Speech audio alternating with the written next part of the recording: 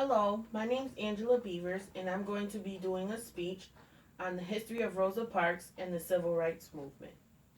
A simple act of defiance in 1955 ignited the modern civil rights movement that earned Rosa Parks the title Mother of the Civil Rights Movement.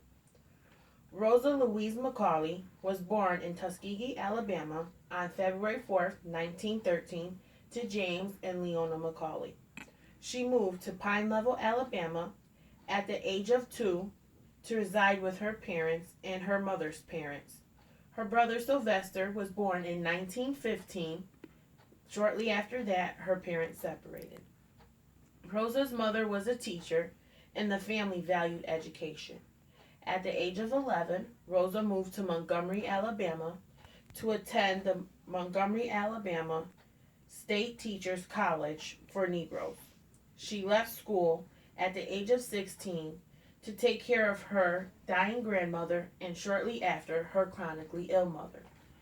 In 1932, at the age of 19, Rosa married Raymond Parks, a man who educated himself and also worked as a barber and was a longtime member of the National Association for the Advancement of Colored People, or the NAACP.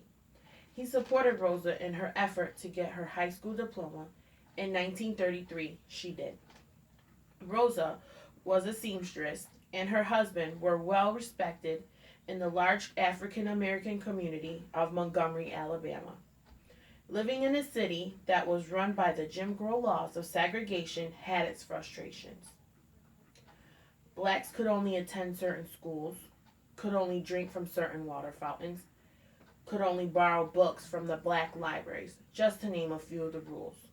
In December 1943, Rosa joined the NAACP alongside her husband and became the secretary of the Montgomery chapter.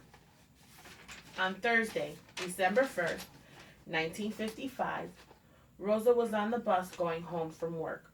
Most black residents avoided the bus because they found the rule that Negroes had to sit in the back very demeaning. More than 70% of the riders on any given day were black. Segregation was written into the law, the Jim Crow law. The front of the bus was reserved for white citizens and the back of the bus for black citizens.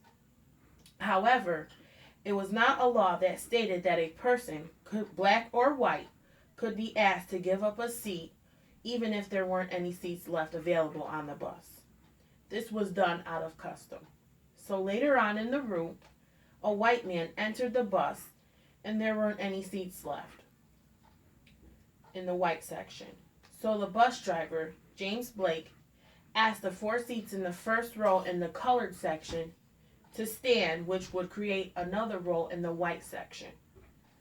3 of them moved. Rosa Parks did not. In fact, this was not the Parks' first run-in with this bus driver. 12 years prior, Parks stepped onto the crowded bus and paid her fare. When the bus driver asked her to exit the bus and re-enter through the back, as this was the rule, she refused. She stood her ground until he pulled on her coat sleeve, and instead of her giving in, she just simply got off the bus. Parks was arrested and convicted on December 5th for violating the Jim Crow law of segregation and was given a suspended sentence and fined $10 plus $4 court fees. This was the start of a new era in the American journey towards freedom and equality for all. Her refusal to move was not planned but spontaneous. She was not physically tired as most say she was. She was tired of giving in to the laws of segregation and wanted equality for all. A group of local activists and ministers, named the Montgomery Improvement Association, organized a boycott against the Montgomery bus system with the help of their chosen leader, Dr. Martin Luther King Jr. Parks' action led them to start this boycott. It started in December of 1955 and lasted 381 days into December of 1956. The Supreme Court later ruled that the Jim Crow laws of segregation was unconstitutional and the Montgomery buses were soon integrated. It was this bus boycott the Montgomery bus boycott that began a revolutionary era of nonviolent mass protest in support of civil rights in the United States.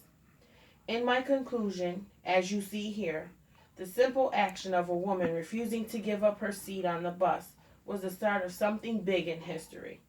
She refused not because she was physically tired, but because she was mentally and emotionally tired and wanted to bring about a change for her fellow African Americans. And that she did. And the generations after her thank her. I know personally I am grateful for such a courageous woman taking a stand for people such as myself to have equal rights. Thank you.